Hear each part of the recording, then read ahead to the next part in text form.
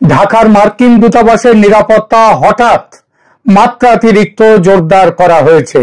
বাংলাদেশ সরকারের পক্ষ থেকে বিষয়টিকে তেমন গুরুত্ব না দিলেও জানা যাচ্ছে দূতাবাসের পক্ষ থেকে হামলার আশঙ্কায় নিরাপত্তা বাড়াবার অনুরোধ করা হয়েছিল, মানে অনুরোধটা করেছিল দূতাবাসের পক্ষ থেকে। দূতাবাস, বাংলাদেশের বর্তমান শাসকরা আজ যে ক্ষমতায় বসেছেন আজ, সেটা আমেরিকার দৌলতে। এমন নয় যে সম্পর্ক খারাপ এই দুই সরকারের কিংবা দুই দেশের, বরং যেটা জানা যাচ্ছে বাংলাদেশ সরকার কিভাবে কাজকর্ম করবে সেটা উপদেষ্টাদের নিয়ে হোয়াটসঅ্যাপ গ্রুপ খুলে নির্দেশ উপদেশ দিচ্ছেন মার্কিন ভারপ্রাপ্ত রাষ্ট্রদূত ট্রেসি অ্যান জ্যাকবসন।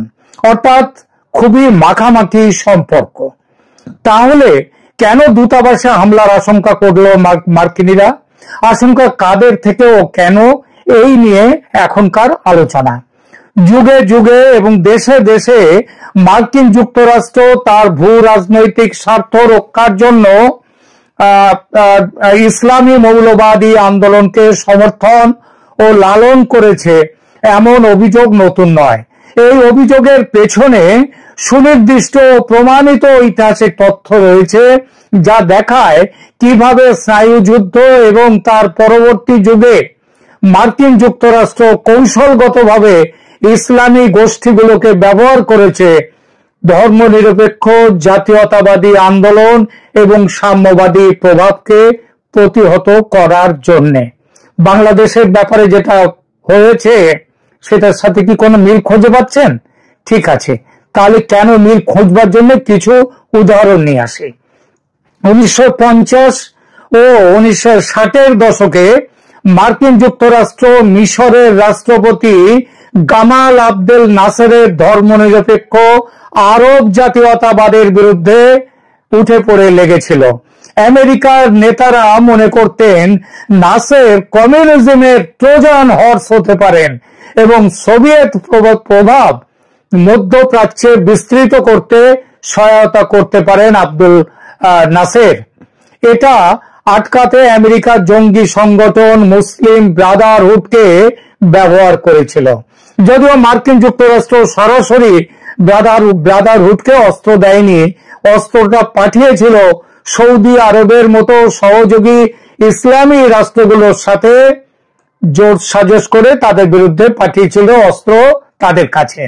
1954 সালে নাসের বলেছিলেন একটা কথা, যেটা নাসেরের বিরুদ্ধে সমস্ত মুসলিম বিশ্বকেও একত্র করতে আমেরিকার খুব সুবিধা হয়েছিল। নাসের বলেছিলেন, আমি এখনো দেখতে পাচ্ছি না, 1954 সালে, খেয়াল করবেন, নাসের বলেছিলেন, আমি এখনো দেখতে পাচ্ছি না কিভাবে কুরআন অনুযায়ী শাসন করা সম্ভব হবে। কুরআন একটি জীবনযাত্রা সম্পর্কিত সাধারণ পাঠ্য, ব্যাখ্যা সাপেক্ষ, এবং সেই কারণে আমি মনে করি না যে এটা নীতি বা রাজনৈতিক মতবাদের উৎস হিসেবে উপযুক্ত হতে পারে। আফগান মুজাহিদদের সাথে 1980-র দশকে আমেরিকার অংশীদারিত্ব কোনো ব্যতিক্রম ছিল না, বরং দীর্ঘমেয়াদী একটি কৌশলের অঙ্গ ছিল। ইরানে 1953 সালের অভ্যুত্থান, তার কথাটা ভাবুন। 1953 সালে মার্কিন যুক্তরাষ্ট্র এবং ব্রিটেন অপারেশন অ্যাজাক্স নামে একটি গোপন অভিযানে ইরানের গণতান্ত্রিকভাবে নির্বাচিত প্রধানমন্ত্রী মোহাম্মদ মোসাদ্দেককে ক্ষমতাচ্যুত করে। Mosaddegh Anglo Iranian oil company জাতীয়করণ করতে চেয়েছিল, ফলে তাদের আঁতে ঘা লেগেছিল আমেরিকা ইংল্যান্ডের, এবং মোসাদ্দেকের ধর্মনিরপেক্ষ সমাজতান্ত্রিক নীতি আমেরিকা মনে করেছিল সোভিয়েত ইউনিয়নের প্রতি সহানুভূতিশীল, সুতরাং তাকে কিভাবে ধ্বংস করা যায় সেই চেষ্টায় নেমে গিয়েছিল। পরবর্তীকালে সিআইএ প্রকাশ্যে স্বীকার করেছে যে ইরানে মোসাদ্দেকের বিরুদ্ধে অভ্যুত্থানটি ছিল সিআইএ নির্দেশিত মার্কিন পররাষ্ট্র নীতির একটি কাজ, যা সরকারের সর্বোচ্চ পর্যায়ে পরিকল্পিত এবং অনুমোদিত হয়েছিল। সেই অভিযানে সিআইএ জাল কমিউনিস্ট প্রচার তৈরি করে মোসাদ্দেককে অসম্মানিত করেছিল, অপমানিত করেছিল, এবং ধর্মীয় নেতা ইরানে যারা ছিল তখন তাদেরকে ঘুষ দিয়েছিল। মার্চ 2018 প্রকাশিত একটি ব্রিটিশ মেমো অনুযায়ী মার্কিন দূতাবাস ওই ইরানের সেই অভ্যুত্থানের আগের দিনগুলোতে ইরানের প্রভাবশালী ব্যক্তিদের, বিশেষত উচ্চ পর্যায়ের ইরানি ধর্মযাজকদের কাছে বিপুল পরিমাণ অর্থ পাঠিয়েছিল। মনে পড়ছে বাংলাদেশে 2024 অভ্যুত্থানের আগে আমেরিকার ভূমিকার কথা। মোসাদ্দেককে উৎখাত করার পর শাহ মোহাম্মদ রেজা পাহলভিকে ক্ষমতায় আবার নিয়ে আসা হয়েছিল, যিনি পশ্চিমা সমর্থনে 26টা বছর একনায়কতন্ত্র চালান, স্বৈরতন্ত্র চালান। 1953 সালের এই অভ্যুত্থান সরাসরি 1979 সালে যে ইসলামী বিপ্লবের বীজ, সেই বীজ রোপণ করেছিল। আফগানিস্তানের কথা ভাবুন। আফগানিস্তানে মার্কিন সহায়তা হলো আধুনিক জিহাদি আন্দোলনের সবচেয়ে সুপরিচিত উদাহরণ। 1979 সাল থেকে 1989 সাল পর্যন্ত অপারেশন সাইক্লোন ছিল সিআইএ এর দীর্ঘতম এবং সবচেয়ে ব্যয়বহুল গোপন অভিযান। এই অভিযানের প্রাথমিক তহবিল ছিল 1979 সালের মাঝামাঝি সময়ে $6,95,000 এবং 1987 সালে সেটা বেড়ে দাঁড়ায় বার্ষিক $630 মিলিয়ন। সামগ্রিকভাবে $3 বিলিয়নেরও বেশি মার্কিন তহবিল মুজাহিদদের প্রশিক্ষণ এবং অস্ত্রের জন্য ব্যয় করা হয়েছিল। প্রোগ্রামটি ছিল বিশেষভাবে জঙ্গি ইসলামী গোষ্ঠীগুলোকে সমর্থন করা এবং পাকিস্তানের প্রেসিডেন্ট মোহাম্মদ জিয়াউল হকের সাথে ষড়যন্ত্র করেছিল আমেরিকা এবং কম মতাদর্শিক অর্থাৎ কম জঙ্গি আফগান প্রতিরোধ গোষ্ঠীর চেয়ে জিয়াউল হক এবং আমেরিকা তখন সমর্থন দিয়েছিল আরো জঙ্গিদের। পাকিস্তানের ইন্টার সার্ভিসেস ইন্টেলিজেন্স মধ্যস্থতাকারী হিসাবে কাজ করেছে এবং প্রতি বছর আফগানিস্তানে 16,000 থেকে 18,000 মুজাহিদিন যোদ্ধাদের সরাসরি প্রশিক্ষণ দিয়েছে।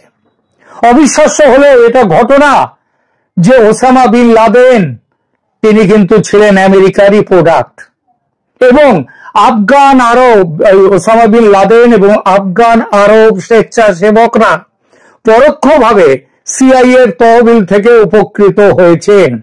সিআইএ প্রধান উইলিয়াম কেসি আইএসআই এর একটি উদ্যোগে সিআইএ সমর্থন প্রতিশ্রুতিবদ্ধ করেছিলেন বিশ্বব্যাপী মুসলমানদের পাকিস্তানে আসতে এবং আফগান মুজাহিদিনদের সাথে লড়াই করার জন্য নিয়োগ দিয়েছিল এই আমেরিকা তার অর্থ দিয়ে।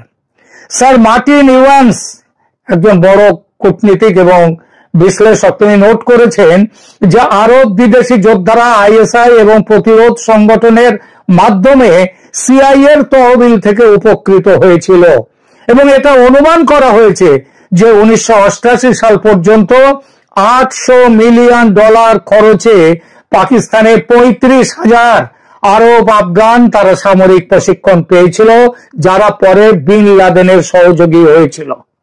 বিন লাদেনের নিকটতম আফগান সহযোগী জালাল উদ্দিন হাক্কানি এবং গুলবুদ্দিন হেকমতিয়ার এরা সিআইএ এর সবচেয়ে বড় সুবিধাভোগী ছিলেন। হাক্কানি সরাসরি সিআইএ এজেন্টদের কাছ থেকে নগদ অর্থ পেয়েছিলেন আইএসআই এর মধ্যস্থতা ছাড়াই। তিনি 1980 দশকে বিন লাদেনের নিকটতম সহযোগীদের একজন ছিলেন এবং বিন লাদেনকে তার ভিত্তি গড়তে সাহায্য করেছিলেন। আফগানিস্তানে মৌলবাদের পরিণতি অপারেশন সাইক্লোনের ফলাফল ছিল বিপর্যয়কর।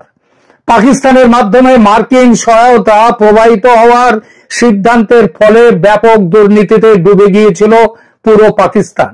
কারণ করাচিতে পাঠানো অস্ত্রগুলো প্রায়শই আফগান বিদ্রোহীদের কাছে পৌঁছানোর পরিবর্তে স্থানীয় বাজারে বিক্রি করা হতো, যার একটা অংশ ওই যে 10 ট্রাক অস্ত্র এসেছিল পাকিস্তান থেকে বাংলাদেশে, সেটা এই একই জিনিস তখন হতো। করাচি শীঘ্রই বিশ্বের সবচেয়ে সহিংস শহরগুলির একটিতে পরিণত হয়েছিল এই আমেরিকার ভুল রাজনীতির জন্য। নিউ ইয়র্ক টাইমস 2016 সালে একটি সম্পাদকীয় লিখেছিল যে মার্কিন যুক্তরাষ্ট্রের একটি সহযোগী রাজ্য ওয়াহাবিজমের ওয়াহাববাদের প্রচারে অগণিত মিলিয়ন ব্যয় করেছে। সুন্নি ইসলামের উগ্র রূপ, যা 9/11 হাইজ্যাকারদের অনুপ্রাণিত করেছিল, এবং এখন ইসলামিক স্টেটকে তারাই নিয়ন্ত্রণ করছে। মাত্র সামান্য কয়েকটা উদাহরণ দিলাম, এমন উদাহরণ অজস্র। এর সবই দেখায় যে মার্কিন যুক্তরাষ্ট্র বিভিন্ন সময়ে এবং বিভিন্ন দেশে তার নিজের ভূ রাজনৈতিক স্বার্থ রক্ষার জন্য ইসলামী মৌলবাদী আন্দোলনকে কৌশলগতভাবে সমর্থন দিয়েছে। আফগানিস্তানে অপারেশন সাইক্লোনে $3 বিলিয়ন বেশি, ইরানে 1953 সালের অভ্যুত্থান, ধর্মীয় নেতাদের ঘুষ দিয়ে, পাকিস্তানে জিয়াউল হকের ইসলামীকরণ প্রোগ্রামের সমর্থনে কয়েক বিলিয়ন ডলার সামরিক সহায়তা, এবং সিরিয়াতে বিদ্রোহীদের অস্ত্র সরবরাহ, যেখানে সিআইএ সমর্থিত যোদ্ধারা 1 লক্ষ সিরিয়ান সৈন্যকে হত্যা করেছে বলে অনুমান করা হয়। এ সবই নথিবদ্ধ প্রমাণ। লন্ডন স্কুল অব ইকোনমিক্স বা LSE তার দীর্ঘ গবেষণায় উপসংহার টেনেছে এই বলে, মার্কিন সমর্থন ইসলামপন্থী গোষ্ঠীগুলোর জন্য নাটকীয়ভাবে সংশ্লিষ্ট অঞ্চলের এবং তার বাইরে সামাজিক এবং ভূ রাজনৈতিক ক্ষমতার ভারসাম্য পরিবর্তন করেছে। এর সঙ্গে বাংলাদেশের হাসিনা বিরোধী জঙ্গি আন্দোলনের মিল খুঁজে পাচ্ছেন নিশ্চয়ই। অবাক হবেন না, হাসিনা সরকারের পতন ঘটিতে জঙ্গি ইসলামী গোষ্ঠীদের ব্যবহার করেছে আমেরিকা। এমনকি ঢাকার মার্কিন হাইকমিশনের চাপে ট্রেসি অ্যান্ড জ্যাকবসন, তিনি প্রধান বিচারপতির সাথে দেখা করে কিছু বিশেষ জঙ্গি নেতাদের জেল থেকে ছেড়ে দেওয়ার ব্যবস্থা করেছিলেন। আজ সেই সব জঙ্গিরা শবটি ধারণ করেছে, সেই ফ্রাঙ্কেনস্টাইনের কাহিনীর মতো, যে তার জন্মদাতাকে হত্যা করেছিল। ইতিহাসের পুনরাবৃত্তি বাংলাদেশেও হতে শুরু করেছে। তাই হামলার আশঙ্কায় কাঁপছে ঢাকার মার্কিন দূতাবাস। ঢাকার মার্কিন দূতাবাসে হঠাৎ করে নিরাপত্তা ব্যবস্থা উল্লেখযোগ্য বৃদ্ধি হওয়ার এটাই একটি কারণ। 13 অক্টোবর রাত থেকে দূতাবাসের চারপাশে ঢাকা মহানগর পুলিশের বিশেষায়িত সোয়াট ইউনিট মোতায়েন করা হয়েছে। পাশাপাশি counter terrorism and transnational crime unit এবং বোমা নিষ্ক্রিয়করণ দল সক্রিয় রয়েছে। বাংলাদেশ সরকার প্রাথমিকভাবে বিষয়টিকে সাধারণ বলে উল্লেখ করলেও নিরাপত্তা সংস্থার সূত্র নিশ্চিত করেছে যে মার্কিন দূতাবাস নিজেই নির্দিষ্ট গোয়েন্দা তথ্য সাপ্লাই করেছে বাংলাদেশ সরকারকে, এবং তার ভিত্তিতে সম্ভাব্য জঙ্গি হামলার আশঙ্কায় নিরাপত্তা বৃদ্ধির অনুরোধ করেছিল। রিপোর্ট অনুযায়ী জামাতুল আনসার ফিল হিন্দাল সারকিয়া, সংক্ষেপে JAFHS, এবং আল কায়দা ইন ইন্ডিয়ান সাবকন্টিনেন্ট AQIS, এই জঙ্গি সংগঠনগুলো মার্কিন দূতাবাসে হামলা এবং কর্মচারীদের অপহরণ করা এবং হত্যার পরিকল্পনা করছিল। এটা পরিষ্কারভাবে জানিয়ে দিয়েছে, সূত্র পেয়েছে আমেরিকা। সূত্র জানায়, দূতাবাসের কর্তৃপক্ষ তাদের নিজস্ব তদন্তের মাধ্যমে 3 জন বাংলাদেশি নাগরিককে চিহ্নিত করেছে যারা সম্ভাব্য হামলা সংগঠিত করতে পারে, এবং তাদের নাম, ঠিকানা ও ছবি ঢাকা মহানগর পুলিশকে দান দিয়েছে। আরো আশঙ্কাজনক তথ্য হলো যে জঙ্গিরা দূতাবাসের কাছাকাছি একটি মাঠে ক্রিকেট খেলার অজুহাতে রেইকি করার পরিকল্পনা করেছিল। এই সম্পর্কিত আগস্ট 2025-এ একটি বড় গ্রেপ্তার হয়েছিল, যখন শামীম মাহফুজ নামে একজনকে গ্রেপ্তার করা হয়, যিনি জামাতুল আনসার ফিল হিন্দাল সারকিয়ার প্রতিষ্ঠাতা এবং পূর্বে জামাতুল মুজাহিদিন বাংলাদেশের নেতা, তিনি ছিলেন জেএমবি নেতা। শামীম মাহফুজকে 2011, 2014 এবং 2023 সালে জঙ্গি কার্যকলাপের জন্য গ্রেপ্তার করা হয়েছিল, এবং এবার তাকে পাকিস্তান ভিত্তিক তেহরিক তালিবান পাকিস্তানের সাথে যুক্ত থাকার অভিযোগে গ্রেপ্তার করা হয়েছে। তার সাথে গ্রেপ্তার হওয়া অন্যান্যদের মধ্যে রয়েছে ফয়সাল, ইঞ্জিনিয়ার ইমরান হায়দার, রেজাউল করিম আবরার, আসিফ আদনান, জাকারিয়া মাসুদ এবং সানাফ হোসেন। গুরুত্বপূর্ণ তথ্য হলো, এই মামলার আশঙ্কা এবং সমস্ত তথ্য ঢাকাকে দিয়েছিল খোদ ওয়াশিংটন।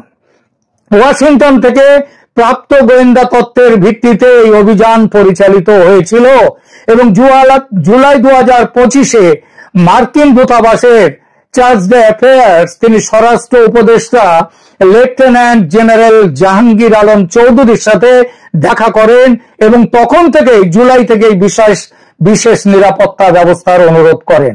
কেউ কেউ সন্দেহ করছেন যে বাংলাদেশ সেনাবাহিনীতে সাম্প্রতিক উত্তেজনা এবং অসন্তোষের সাথে দূতাবাসের নিরাপত্তা হুমকির যোগ আছে কিনা। সরাসরি যোগসূত্রের কোনো প্রমাণ পাওয়া যায়নি, এটা ঠিকই। তবে সামরিক বাহিনীর মধ্যে সাম্প্রতিক যে বিক্ষোভ, যে ঘটনাগুলো ঘটছে বাংলাদেশের সামগ্রিক পরিস্থিতিকে অস্থিতিশীল করেছে বলা বাহুল্য এবং এর সুযোগ নিতে চাইছে ওখানকার জঙ্গিরা, ইসলামী জঙ্গিদের সঙ্গে বাংলাদেশ জামায়াতে ইসলামী দলের কোনো কি যোগ আছে? জামায়াতে ইসলামী আমেরিকার উপর বিশেষভাবে ক্ষুব্ধ, এমন সরাসরি প্রমাণ পাওয়া যায়নি। তবে বাংলাদেশে মার্কিন নীতি এবং ইসলামপন্থী দলগুলোর মধ্যে জটিল সম্পর্ক রয়েছে। প্রকৃতপক্ষে সাম্প্রতিক মাসগুলোতে জামায়াত আন্তর্জাতিক মঞ্চে তার উপস্থিতি উল্লেখযোগ্যভাবে বৃদ্ধি করেছে, বিশেষত বিভিন্ন পশ্চিমী দেশের কূটনীতিকদের সাথে বৈঠক করছে। শেখ হাসিনার পতনের পর জামায়াত চীন, পাকিস্তান, তুরস্ক, যুক্তরাজ্য এবং জার্মানির সাথে সক্রিয়ভাবে কূটনৈতিক সম্পর্ক স্থাপন করেছে। চীনা রাষ্ট্রদূত ইয়া ওয়েন 2024 সালের সেপ্টেম্বরে জামায়াত প্রধান শফিকুর রহমানের সাথে দেখা করেন এবং জামায়াতকে একটি শৃঙ্খলাবদ্ধ দল হিসেবে খুব প্রশংসা করেন। একইভাবে পাকিস্তানের উপপ্রধানমন্ত্রী এবং পররাষ্ট্রমন্ত্রী ইসাক দার আগস্ট 2025-এ জামায়াত নেতাদের সাথে অনেক বৈঠক করেন। তবে মার্কিন যুক্তরাষ্ট্রের সাথে জামায়াতের সম্পর্ক জটিল। একদিকে 2024 সালে শেখ হাসিনার বিরুদ্ধে প্রতিবাদের সময় মার্কিন যুক্তরাষ্ট্র গণতন্ত্র এবং মানবাধিকারের পক্ষে খুব সোচ্চার ছিল। বলা হচ্ছে জামায়াতের ছাত্র সংগঠন ইসলামী ছাত্র শিবির এই সময় আমেরিকার সাথে এবং জাতিসংঘের সাথে খুব ভালো সম্পর্ক তৈরি করে ফেলেছিল।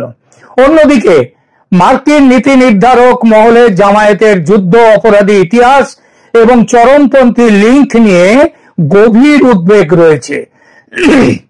মার্চ 2025-এ যুক্তরাষ্ট্রে একটি কনগ্রেশনাল ব্রিফিংয়ে মানবাধিকার বিশেষজ্ঞরা জামায়াতের উপর গ্লোবাল ম্যাগনিটস্কাই অ্যাক্ট নিষেধাজ্ঞা আরোপের আহ্বান জানান।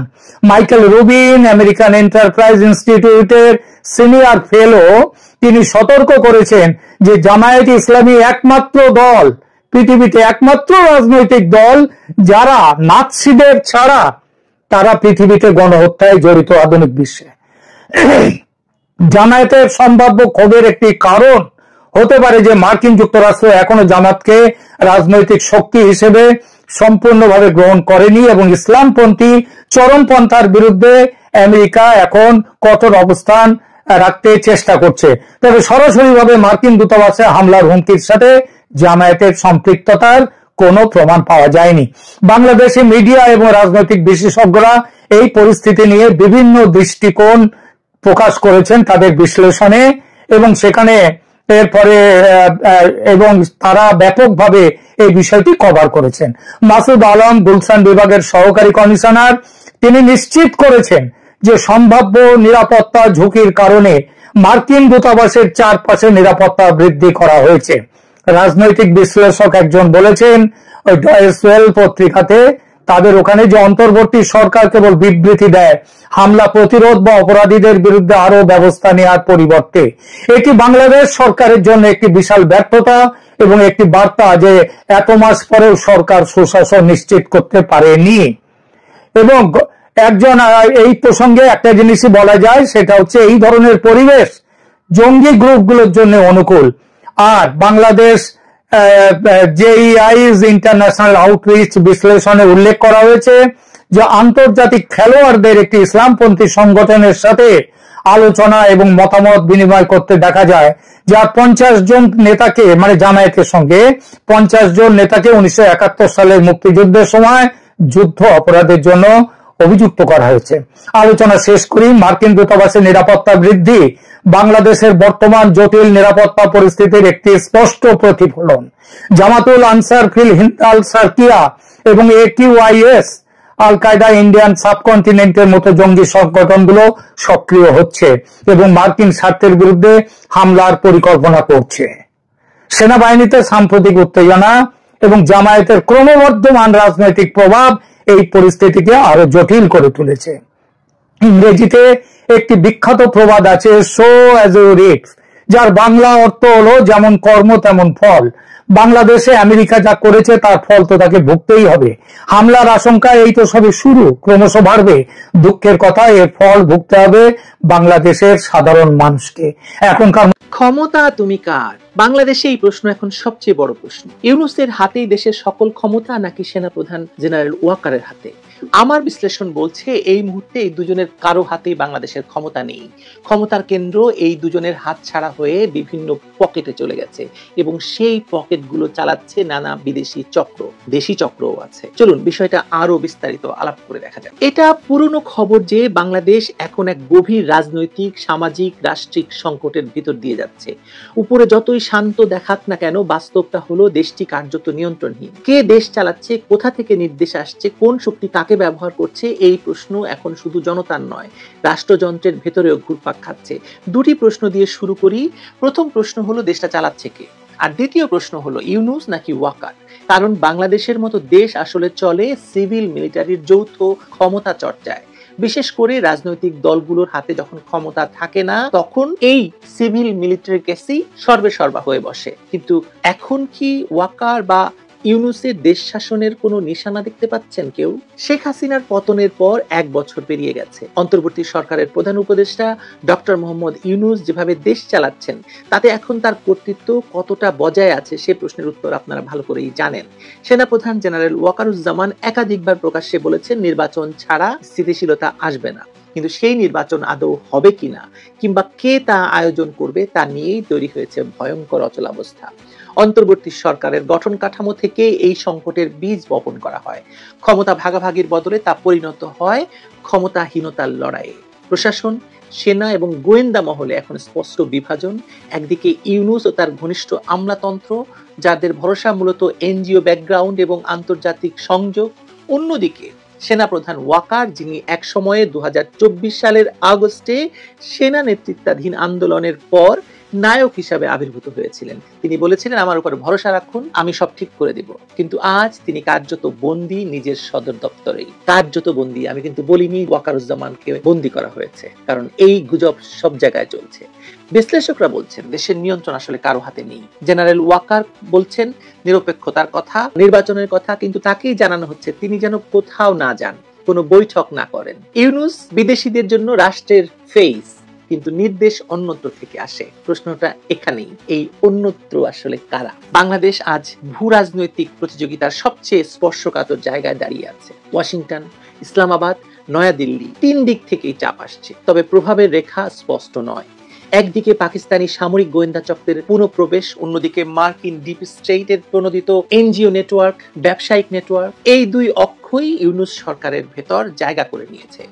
নামমাত্র বাংলাদেশের সিভিল প্রশাসন চলছে, কিন্তু সিদ্ধান্তগুলো আসছে ঢাকার বাইরে থেকে। ইউনূস যখন ভাবলেন তিনি গ্লোবাল গ্রহণযোগ্যতার নিরাপদ ছাতার নিচে আছেন, তখন বাস্তবে সেই ছাতা তাকে ঢেকে রাখেনি, বরং তাকে ব্যবহার করেছে মাত্র। মার্কিনী রণতরী এসে ভিড়েছে বঙ্গোপসাগরে, কিন্তু তা বেশি দিন থাকেনি। ট্রাম্প প্রশাসন এখন ভারতের সঙ্গে ঘনিষ্ঠ হওয়ার চেষ্টা করছে, পাকিস্তানের সঙ্গে তো তার দহরম মহরম চলছে, এবং বাংলাদেশের বর্তমান প্রশাসনের প্রতি তার অনীহা অস্পষ্ট নয়, সেটা প্রমাণিত হয়েছে শারম এল শেখে গাজার যুদ্ধবিরতি এবং গাজা ইসরায়েল চুক্তির যে অনুষ্ঠান হয়েছে। পৃথিবীর তাবৎ বড় বড় দেশের প্রধানমন্ত্রী, প্রেসিডেন্টরা সেখানে গিয়েছেন, ভারত এবং পাকিস্তানের প্রধানমন্ত্রী সেখানে গেছেন, কিন্তু বাংলাদেশ সেখানে দাওয়াতই পায়নি। এই যে ত্রিমুখী একটা বাস্তবতা, ইউনূস আসলে নিঃসঙ্গ হয়ে পড়েছেন। 2024 সালের অগাস্টে তথাকথিত আন্দোলন, গণ অভ্যুত্থান, বিপ্লবের পর থেকেই পাকিস্তানি গোয়েন্দা নেটওয়ার্কের বিশাল তৎপরতা শুরু হয় বাংলাদেশে। তাদের কৌশল ছিল পুরনো, ধর্মীয় শক্তিকে ব্যবহার করে রাজনৈতিক নিয়ন্ত্রণ নেওয়া। জামায়াত শিবিরের পুনর্বাসন, ইসলামী ছাত্র শিবিরের পুনরুজ্জীবন এবং ভারত বিরোধী জাতীয়তাবাদী স্লোগান সবকিছুই পাকিস্তানি ছকের অংশ। ইউনূস প্রশাসন এই চক্রকে ঠেকাতে চায়নি, বরং এমন ভাবে ব্যবহার করেছে যে মনে হয়েছে তারা ক্ষমতার অংশীদার। এখন তারা ইউনূসকে খেয়ে ফেলতে চাইছে। রাষ্ট্রীয় নিরাপত্তা আজ সেই চক্রের পুরো দয়ার উপর নির্ভরশীল হয়ে দাঁড়িয়েছে। এই যে রজার রহমান ওরফে খলিলুর রহমান তাদের নেতৃত্ব দিচ্ছেন এই নিরাপত্তা বিষয়টিকে, এবং এই রজার রহমান এবং জেনারেল ওয়াকারের মধ্যে দ্বন্দ্বটাই আসলে মূল দ্বন্দ্ব। এই প্রথম বাংলাদেশের 54 বছরের ইতিহাসে সেনাবাহিনীর উপরে এমন একজনকে বসানো হয়েছে যার নাম ধাম পরিচয় আমরা কেউ জানি না, যিনি পালিয়ে যান, যিনি নিজের আত্মপরিচয় গোপন করে রজার রহমান হয়ে যান, এবং তার বিরুদ্ধে খুনের অভিযোগ পর্যন্ত রয়েছে। আর জেনারেল ওয়াকারের হাতে এখন শুধু আনুষ্ঠানিক কর্তৃত্ব আছে, বাস্তব শক্তি কতটুকু আছে সেটা প্রশ্নবিদ্ধ। তার সিদ্ধান্ত আটকে যায় সিভিল উপদেষ্টা কাউন্সিলে, যেখানে পাকিস্তান ঘেঁষা কর্মকর্তারা খুবই প্রভাবশালী। সামরিক শৃঙ্খলার ভেতরও এখন অনেক সন্দেহ, আতঙ্ক আর বিভক্তি। আইসিটি থেকে উচ্চ পদস্থ সেনা কর্মকর্তাদের বিরুদ্ধে গ্রেপ্তারি পরোয়ানা জারি, এটা চূড়ান্ত আঘাত। ক্যান্টনমেন্টের ভেতর এখন যে নীরব ক্ষোভ তা শুধু ব্যক্তিগত নয়, প্রাতিষ্ঠানিকও। একদিকে ইউনিফর্ম পরা অফিসারদের হাত করা পরানো হচ্ছে, অন্যদিকে সরকার বলছে আইনের শাসন। কিন্তু সৈনিকের কাছে এই ব্যাখ্যা তো অর্থহীন। তারা দেখছে রাষ্ট্র তাদের ইজ্জত রক্ষায় আর পাশে নেই। জেনারেল ওয়াকার জানেন একবার সেনাবাহিনীর মনোবল ভেঙে গেলে দেশ আর টিকবে না। তিনি নিরপেক্ষতা বজায় রাখার চেষ্টা করছেন, কিন্তু তা এখন আর তার একমাত্র বেঁচে থাকার উপায়। আসলে তার হাতে আর কোনো কার্ড নেই। তিনি তার টেক্কা মেরে দিয়েছেন আগেই, এবং সেটা ভুল টেক্কা ছিল বোঝাই যাচ্ছে। ধরুন কর্নেল ওলি আমাদের একটা মন্তব্যের কথা যদি ধরি আমরা, তিনি বলেছেন ইউনূসকেও হয়তো পালাতে হবে হাসিনার মতো। আমার তো মনে হয় রোম থেকে ফিরে এসে এই বাস্তবতার মুখোমুখি ইউনূসকে হতে হবে, এবং এই বাস্তবতা নিয়েই ইউনূসকে টিকে থাকতে হবে যে কদিন তিনি টিকে থাকেন বাকি দিনগুলি। দেশের অর্থনীতি টালমাটাল, ব্যাংক খাত ভেঙে পড়েছে, ব্যাংকে নাকি 5,000 টাকাও তুলতে পারছে না মানুষ, বেকারত্ব বাড়ছে এবং প্রশাসনের ভেতর ভয়। ইউনূসের চারপাশে যারা আছেন তারা মূলত এনজিও প্রজেক্টে অভ্যস্ত লোক, রাষ্ট্র পরিচালনায় তারা সম্পূর্ণ অদক্ষ। তিনি আন্তর্জাতিকভাবে সভা করেন, কিন্তু দেশের মাটি হারাচ্ছেন প্রতিদিন। বাংলাদেশের ডিপ স্টেট এখন বহু স্তর বিশিষ্ট। একদিকে পাকিস্তান ইন্টারেস্ট, অন্যদিকে মার্কিন ডিপ স্টেটের নেটওয়ার্ক, এনজিও নেটওয়ার্ক, এবং অর্থের যোগানদাতা হিসাবে 2024 সালে যারা ক্ষমতায় বসিয়েছে তারা এখন ক্ষমতার ভাগ চায়। মাঝখানে কি স্থানীয় রাজনৈতিক ইসলাম, পলিটিক্যাল ইসলাম, জঙ্গিবাদ এবং তাদের ক্ষমতার দখলের স্পৃহা। ইউনূস এর মধ্যে একটা চেহারা মাত্র, প্রতীক বা চালক নন কোনোভাবেই। তাহলে কে চালাচ্ছে দেশ বলেন তো? ইউনূস না চালান, ওয়াকার যদি নিয়ন্ত্রণহীন হন, তাহলে কে চালাচ্ছে দেশ? এই প্রশ্নের উত্তর খুঁজতে গেলে দেখা যায় ক্ষমতার আসল রূপরেখা এখন শ্যাডো গভর্নমেন্টের হাতে, মানে ছায়া সরকারের হাতে। একটি যৌথ কাঠামো আছে যেখানে পাকিস্তানি সামরিক গোয়েন্দা, জামায়াত শিবির নেতৃত্ব এবং কিছু বিদেশি স্ট্র্যাটেজিক অ্যাডভাইজার মিলে দিক নির্দেশনা দিচ্ছে। তারা ইউনূসকে ব্যবহার করছে বৈধতার প্রতীক হিসাবে, ওয়াকারকে রাখছে নিয়ন্ত্রিত নিরাপত্তার চেহারা হিসাবে। বাংলাদেশের এই অবস্থা কেবল অভ্যন্তরীণ প্রশাসনিক সংকট নয়, এটি এক ভয়াবহ মানবিক বিপর্যয়ের শুরু। অর্থনীতি, শিক্ষা, এমনকি জাতীয় মর্যাদা সব জিম্মি হয়ে পড়েছে এমন এক জোটের হাতে বা এমন এক গোষ্ঠীর হাতে যারা মূলত দেশের স্বার্থ দেখে না। তারা তাদের স্বার্থ দেখে, ক্ষমতার স্বার্থ দেখে এবং দেখে বিদেশিদের স্বার্থ। তার মানে হলো আজ বাংলাদেশের রাষ্ট্রীয় ক্ষমতা এক ভাঙা দোলনার মতো। আপনি দোলনা দেখেছেন না, বাচ্চাদেরকে দোলায় যে? একদিকে ঝুঁকে পড়ছে ইউনূসের দুর্বল বেসামরিক সরকার, অন্যদিকে ওয়াকারের নিঃশব্দ সেনাতন্ত্র, মাঝখানে সক্রিয় সেই অদৃশ্য হাত যারা উভয় পক্ষকে ব্যবহার করছে, দোলনাটাকে দোলাচ্ছে নিজেদের ভূরাজনৈতিক স্বার্থে। ওয়াকার বেঁচে আছেন কিন্তু নড়তে পারছেন না, ইউনূস ক্ষমতায় আছেন কিন্তু কিছুই করতে পারছেন না। এই দুয়ের মাঝখানে বাস্তবে ক্ষমতা চলে গেছে এমন এক ভয়ঙ্কর গোষ্ঠীর হাতে যারা বাংলাদেশের ইতিহাসের বাইরে থেকেও আজ তারা নিয়তি নির্ধারণ করছে আপনার বাংলাদেশিদের বা বাঙালির। এই মুহূর্তে বাংলাদেশের রাজনীতি শুধু নয়, একদম রাষ্ট্রটা শেকড়হীন কচুরি পানার মতো ভেসে বেড়াচ্ছে। প্রশ্ন হলো ভাসতে ভাসতে দেশটি কোথায় যাবে? বঙ্গোপসাগরে নাকি হিন্দুকুশ পর্বতের দিকে? আপনার কি মনে হয় দেশের নদীগুলোতে যে সব সময় কচুরি পানা ভাসে তারা আসলে কোথায় যায়? আমি একটি মেটাফোর এখানে দিচ্ছি, বাংলাদেশের সঙ্গে কচুরি পানার তুলনা করছি, কিন্তু আপনি নিজেও বুঝতে পারবেন যে বাংলাদেশ আসলে একটি ভাসমান শ্যাওলার মতো হয়ে গেছে। ডক্টর ইউনূস বাংলাদেশকে একটি ভাসমান শ্যাওলা বানিয়ে ছেড়ে দিয়েছেন।